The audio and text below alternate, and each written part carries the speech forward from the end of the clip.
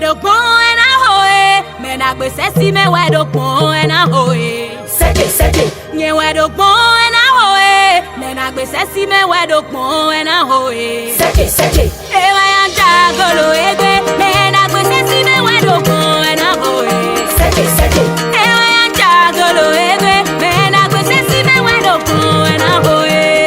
seje nye wedo pon ena hoe me na gbe sesi me wedo pon ena hoe seje nye wedo pon ena hoe no sesi me do pon ena hoe seje e wa yanja golo egbe me na gbe sesi me wedo pon ena hoe seje e wa yanja golo egbe me na gbe sesi me wedo pon ena hoe seje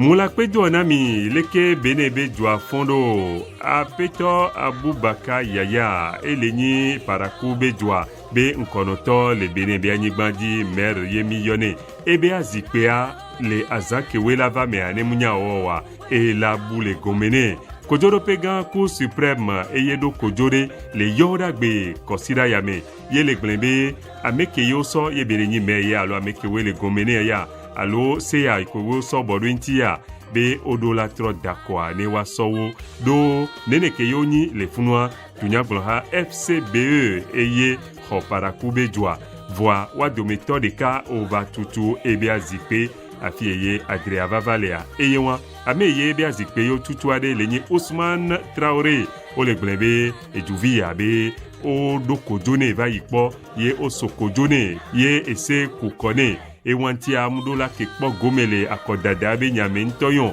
voa eba no akwame kaka ye oba swe ye chamba d'accord ye soso me afi ye oba tutu no le ye le glombe e yaba zikpe antoya mu gbale krowa eye wan yo meare akonta odola gbatwe wowo o le glombe le nkekewe aton kewe la vamea odola tro d'accord o le yo la d'accord do egbe ya mefia nemiso FCBE a wabeto poroto lenyi we adin nemiso dunya gbon ha ve petiawo kewe le dogbere ka kudo dirudwa Union Progressiste lenyi UP kudo Bloc Républicain lenyi BRA ne miso wa meve atoso chacha e lenyi we adin do le wamea UP le do eto poroto amene ye Bloc Républicain le do weve we adin sokpanko we adin le ye bela yido amesia me le biose e o son kude be wakpo amekeye la bani me tututu la non kone parakube jwa milese be dunya glonha FCBE meke ye amesole ye ve samambe onedo kojo ne wakpoda be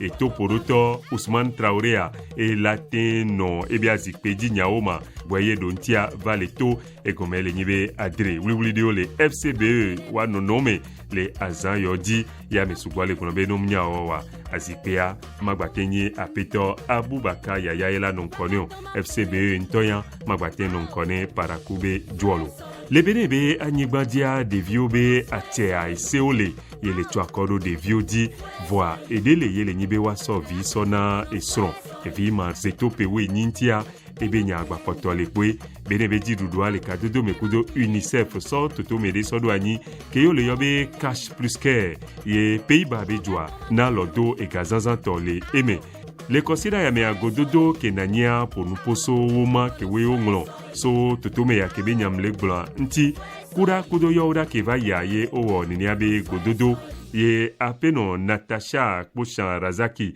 ke ye bodo chami ke le po homeo kudo kadodo la no bene vio mi abe nyagboa e ya ye no tepiame nyanya be le gododo ya me are apeto François Kampundu e so UNICEF ba fodo anyi le bene via nyigbandia ebe epea ma denva ye ya UNICEF na ye odi nu me kpo vide le bene via nyigbandia enu ye yo kpowa nabe yodola gbayi avwandi do no so bene akeke wenfia nyonu wa be olakpo no so nyonu vi kaveta kpo ene alofa de ka ene kewe nkpodo pewe aton wa amasi de kele wa me yina sukwe kewe nkpodo epewe nyin wa gbanvo ve le wa me yina sukwe ewa yo me abe ejo abe lo zendio wa ne akonta ifunwa egbanyirawu sigbe alibori ekudo borgu ene le alibori ene fia le glombe ne oso de vi kewe nkpodo epewe aton wa le kavetakpodia we adre ina asukwe ye le kavetakpodia kati wene ina asukwe gweye labado epe we nyi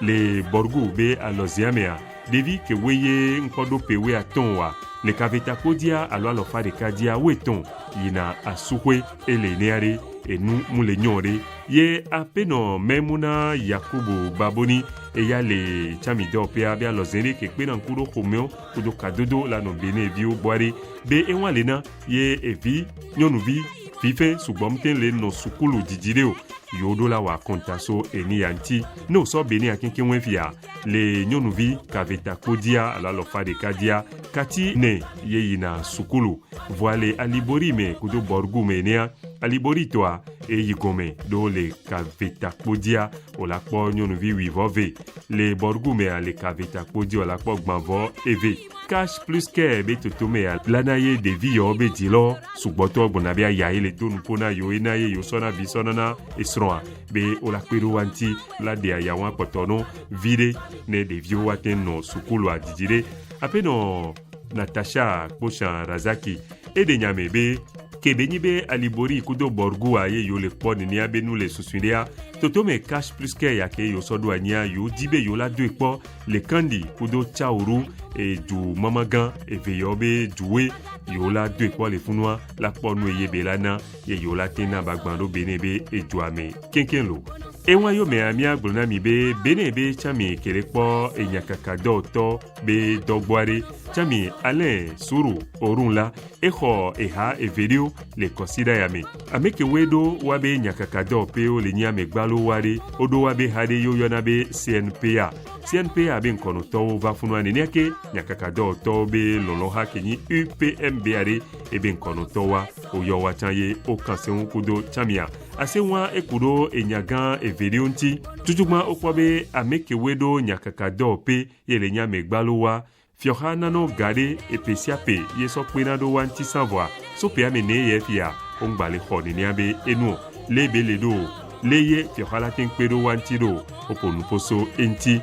evegwa apeno zakiat latundi kelenkone UPMB kudo apeto Evariste Hodonu kelenkone CNPA o lebio be eserio le duame abe odola trok le abe sewo ese de pour nous poso leye olangolo nudo munyanu e Facebook WhatsApp kweta odia ne omunyan ko olangolo do funu kwa ola yiga pame ne nyakaka do to be ngolo ndo funu chan ola le do gapame abe odola kpoye amere matin ngolo nu ba nyakaka do to ye enwake to lebe nyakaka o mame ola no die be ne baba ngolo ne abe nu do e modi kwa la sorce la sorte d'Antonio be odola tro ne abe eselo miabe ola wenware apeno zakiat latundi e yabiobe o mavi ke defion be ame aleke fiani nyakaka do toa be ne amerito kwa wano wene e jeji ne ola tin sozodo e doanti le benebe anyigbandiare o le do so dene amedro gan e video chami Aurélien agbenosi kelepo kadodola no bene kudo jupetio mebe nyagwari eye dojijwe ne apeto kiyo fumi konishi ame yeso Japon bia forso do anyi le benebe anyigbandi do ebe do le vovo ebe la jo le benebe anyigbandi neneke ame ye so papa bia forso do anyi le bene Brian Udaigwe echan ebe do le vovo ebe la jo le benebe anyigbandia ame veyo ye chamia ho ye odondu klozare be so do akperon kaka le ye Bishop Brian Daigwe ena ye Vatican kudo bene a osanyi woma asoponu poso le ye katolika beha le bene bia nyigbandido le ye ebia fodedeme ye na ye jukloto Patrice Talon eten ye Vatican do bia me veva ye ya e ponu poso enti ye gbado ebia kpene kaka kudo apeto kiyo fumi konishi dia ele glombe ola tukondi le alada be e kwewo avwa nene akeye ona yo tusukulu dio le aloze Atlantique me ona kondibe do nudio nene ke ubale suswa de obe ola tu moto ayame le vedokwa be Japon be jwa le mekwe e juviola posi kokwe le jukelenyi dasa kudo glazwea be apeto kiyo fumi konishia ekekwe wavwa ye Japon be jwa pero bene be jwa anti le monodi ewon kenken wena ye bebe coronavirus le gake abe yo pole yo la wedo la tendogo do ne yo mu do akpenu boye ojo wa elanyinde la ti akodine yewo do akpenu kakabe afieye ole yefia nenyi tepe ejirudu tona wo sibere ke ye wabia fodidea ni jirudu le benebe anyigbaji enelo nemijo le funware miana mianyabe ende jole benebe anyigbaji epe amewo va yeya oyuebe ICC service ye juvio oso ega daro tepere edola nyiga jigano wene ega imilia gbogbore ye ameke weye do ni abenu yo le yobe ICC service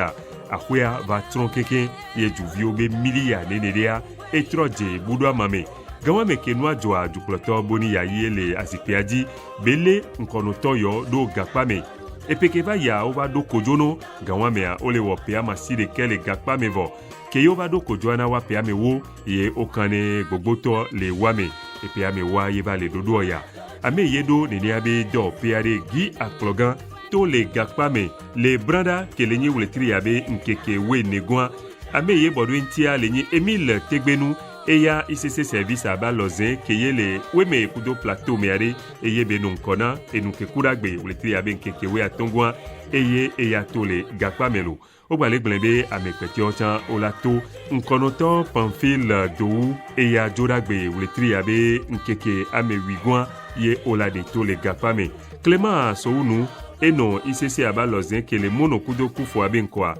wuletri abe nkeke wivo evegwa ye eyala tole gakpame nglena miebe ameyo we fiapia mewo ye okano bola ole gakpame neneke okan million we veno be olatu ye wanvoari ole glebe kojoa akpake ye olava sodo anyi labe nene ye midudo juviwo miatu nene abe fenawa eyale ye ola gbabado nene abe kojolo enya kewele mibe mia glonami le benebe anyigbandi kosira yamea eye nwalo so radio bene alafia le kutonwa mianovi ayao wanja ne Top Afrique Radio le ambu Germany be anyigbandi ekeke imo kaseralu adarobolu asimi je wi jemu lo opopani pataki ayo ma ponwe nu lo opopani kami popopani